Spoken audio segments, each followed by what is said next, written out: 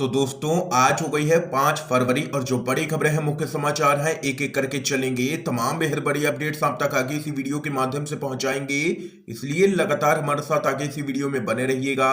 तो वहीं दोस्तों, खबरों की तरफ चलने से पहले आप लोगों से एक छोटा सा निवेदन है कि अगर आप लोग भी आगामी विधानसभा चुनाव में सत्ता परिवर्तन की लहर को देखते हैं और बीजेपी की करारी हार होती हुए देखते हैं, तो अभी इस वीडियो को लाइक कीजिएगा, चैनल को फ्री में सब्सक्राइब करके बेल के आइकन को जरूर दबाइएगा दोस्तों, और कमेंट बॉक्स में कमेंट कीजिएगा जय हिंद जय भारत। दरअसल दोस्तों, पहली बड़ी अपडेट आप लोगों को बताते चलें। किसानों की चेतावनी के बाद जागी है मोदी सरकार, एमएसपी पर कमेटी की कब होगी घोषणा। कृषि मंत्री ने राज्यसभा में दी है जानकारी। आप लोगों को बताते चले, मोदी सरकार जल्द ही एमएसपी पर कमेटी का गठन करेगी। इसकी जानकारी कृषि और किसान कल्याण मंत्री नरेंद्र सिंह तोमर ने राज्यसभा में दी है। इसके साथ ही उन्होंने यह भी बताया है कि कमेटी के गठन में क्यों देरी हो रही है। नरेंद्र सिंह तोमर ने राज्यसभा में कहा है कि सरकार एमएसपी यानी कि न्यूनतम समर्थन मूल्य के संबंध में एक समिति बनाने के लिए प्रतिबद्ध है, और निर्वाचन आयोग ने 5 राज्यों में विधानसभा चुनाव की प्रक्रिया खत्म होने के बाद समिति गठित करने को कहा है।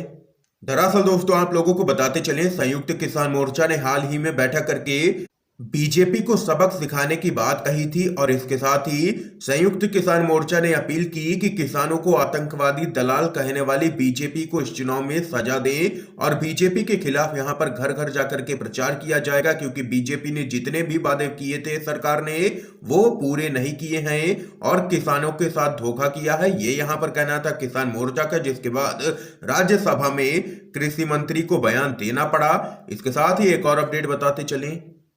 यूपी चुनाव में इस बार बहुरंगी गठबंधन एकरंगी को हराएगा, अखिलेश जयंत ने आगरा में साझा प्रेस कॉन्फ्रेंस में किया है दावा। जी हां दोस्तों, समाजवादी पार्टी के मुखिया अखिलेश यादव और आरएलडी के मुखिया जयंत चौधरी ने आगरा में एक संयुक्त प्रेस वार्ता को संबोधित किया। इस दौरान उन्होंने बीजेपी के दावों को खोखला बताया है और कहा है कि लाठी बुलडोजर चलाने से आगरा का विकास नहीं हो सकता है। अखिलेश यादव ने इस दौरान कहा है कि यह बहुरंगी गठबंधन है, लाल सपा का आरएलडी के साथ इस बार सफेद भी है और वहीं अंबेडकरवादी नीला रंग भी है। इस बार एक रंगी लोगों को हराएंगे। इसके साथ ही अखिलेश यादव ने आगे कहा है कि नौकरी रोजगार के लिए नौजवानों को सरकार ने अपमानित किया है। अखिलेश यादव ने कहा है कि इस बार के चुनाव में एक एक यूथ अपने बूथ से बीजेपी को ऐतिहासिक हार दिलाएगा।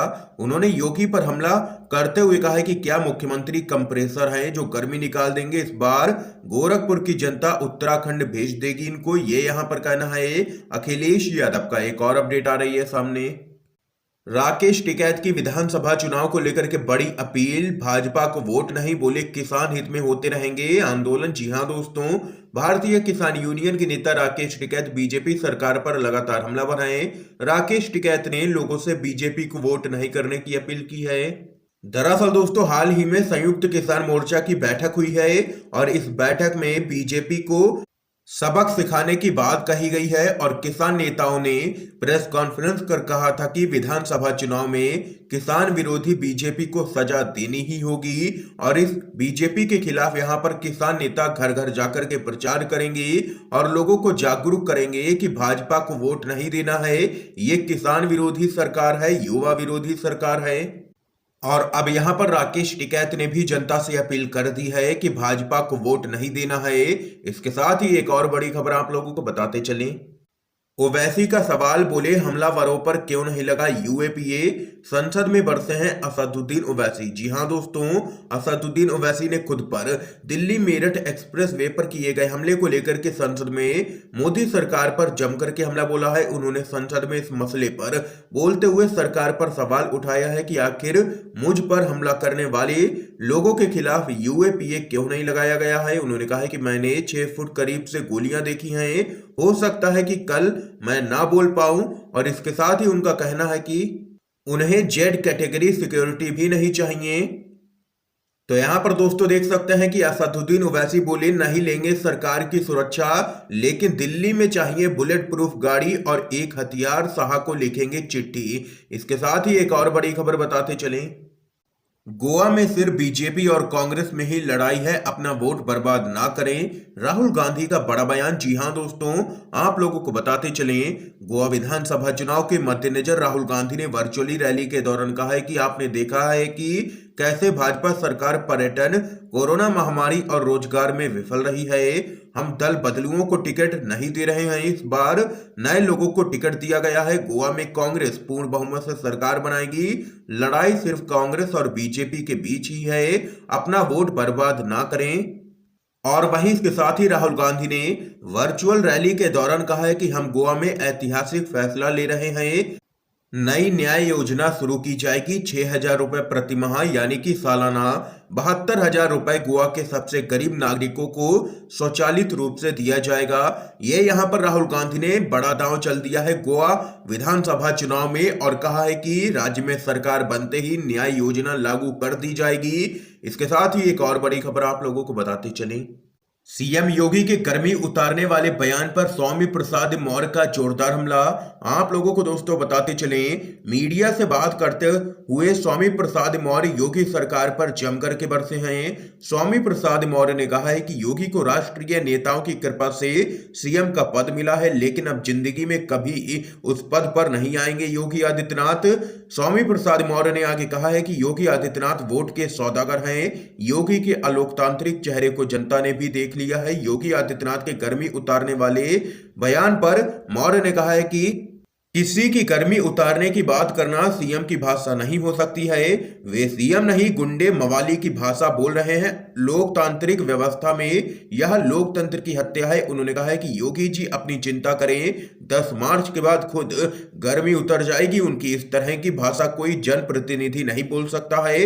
ये यहाँ पर कहना है स्वामी प्रसाद मौर्य का और जबरदस्त तरीके से भड़के हैं योगी आदित्यनाथ पर। एक और बड़ी खबर जान लेते हैं, यूपी चुनाव, चंद्रशेखर आजाद ने गोरखपुर के पुलिस अफसरों को बताया है बीजेपी का एजेंट तत्काल हटाने की कर दी है मांग। आप लोगों को बताते चलें, उत्तर प्रदेश चुनाव में गोरखपुर विधानसभा सीट से सीएम योगी को चुनौती दे रहे आजाद समाज पार्टी के प्रमुख चंद्रशेखर आजाद ने चुनाव आयोग से जिले के एसएसपी समेत कई पुलिस अधिकारियों को तत्काल हटाने की मांग की है।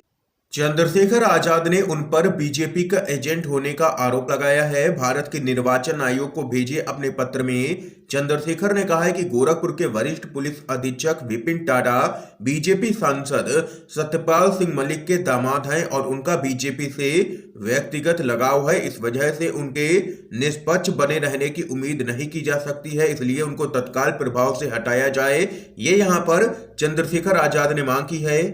इसके साथ ही एक और अपडेट आप लोगों को बताते चलें, यूपी में सपा और पंजाब में बीजेपी को हराने वाली पार्टी को समर्थन देगी सीपीएम, सीताराम येचुरी का बड़ा बयान। जी हां दोस्तों, आप लोगों को बताते चलें, बीजेपी की मुश्किलें बढ़ने जा रही हैं आगामी विधानसभा चुनाव में। सीपीएम ने कहा है कि उत्तर प्रदेश में वह समाजवादी पार्टी को समर्थन देगी, क्योंकि समाजवादी पार्टी ही यूपी के अंदर बीजेपी को यहां पर हरा सकती है। पार्टी के महासचिव सीताराम येचुरी ने कहा है कि वैसे भी वह उत्तर प्रदेश में सिर्फ 4 सीटों पर ही चुनाव लड़ रहे हैं। इसके साथ ही उन्होंने कहा है कि पंजाब में सीपीएम उस पार्टी को समर्थन देगी जो बीजेपी को हरा सकती है, यानी कि सीधा इशारा उनका कांग्रेस की तरफ ही है। इसके साथ ही दोस्तों एक और बड़ी खबर जान लेते हैं, पंजाब विधानसभा चुनाव, कांग्रेस ने जारी की है 30 स्टार कैंपेनर्स की लिस्ट। सोनिया गांधी और मनमोहन सिंह भी करेंगे प्रचार। जी हां दोस्तों, कांग्रेस ने पंजाब विधानसभा चुनाव के मद्देनजर 30 स्टार प्रचारकों की लिस्ट जारी कर दी है। इसमें कांग्रेस अध्यक्ष सोनिया गांधी, पूर्व प्रधानमंत्री मनमोहन सिंह, राहुल गांधी, प्रियंका गांधी, हरीश चौधरी के साथ साथ यहाँ पर पंजाब के सीएम चरणजीत सिंह चन्नी और प्रदेश कांग्रेस के अध्यक्ष नवजोत सिंह सिद्धू का नाम भी शामिल है। इसके साथ ही दोस्तों अगली बड़ी खबर आप लोगों को बताते चलें, प्रियंका गांधी का योगी सरकार पर जोरदार हमला। उत्तर प्रदेश विधानसभा चुनाव को लेकर के सभी राजनीतिक पार्टियां चुनाव प्रचार में लगी हुई हैं। कांग्रेस पार्टी की महासचिव प्रियंका गांधी घर घर जाकर के प्रचार कर रही हैं। इस बीच उन्होंने अपने विरोधियों पर हमला बोलते हुए कहा है कि यह चुनाव गर्मी या चर्बी निकालने की नहीं बल्कि भर्ती निकालने पर होना चाहिए। प्रियंका गांधी ने योगी आदित्यनाथ पर हमला बोलते हुए कहा है कि ये सरकार रोजगार देने में पूरी तरीके से विफल रही है और ये अब लोगों को बांटने का काम कर रहे हैं क्योंकि इन्होंने 5 सालों के दौरान कोई भी काम नहीं किया है। ये यहाँ पर कहना है प्रियंका गांधी का। एक और अपडेट आ रही है सामने दोस्तों। ओवैसी पर हुए हमले की अखिलेश यादव ने की है निंदा। बोले यूपी से अपराधी भाग गए थे तो हमला करने वाला आखिर कौन है। आप लोगों को बताते चलें, उत्तर प्रदेश के हापुड़ में एआईएमआईएम के प्रमुख असदुद्दीन ओवैसी के काफिले पर हमला हुआ, जिसके बाद गृह मंत्रालय ने उनकी सुरक्षा की समीक्षा की है। इस मामले में समाजवादी पार्टी के प्रमुख अखिलेश यादव का बयान सामने आया है। उन्होंने कहा है कि अगर उत्तर प्रदेश से अपराधी भाग गए थे तो हमला करने वाला कौन है। इसके साथ ही अखिलेश यादव ने कहा है कि इसकी मैं कड़े शब्दों में निंदा करता हूं। ये यहां पर कहना है अखिलेश यादव का पूरे मामले पर। इस समय की आज की दोस्तों सभी बड़ी खबरें थी जो हमने आप लोगों तक पहुंचाई हैं यूएनवीडीबी के माध्यम से। इन खबरों पर आप लोगों की क्या कुछ राय है जरूर बता सकते हैं कमेंट बॉक्स में कमेंट करके। वीडियो को ज्यादा से ज्यादा शेयर कीजिएगा ताकि आप सभी के दोस्त भी इन मुख्य समाचारों को जान सके। वीडियो देखने के लिए आप सभी दोस्तों का बहुत बहुत धन्यवाद।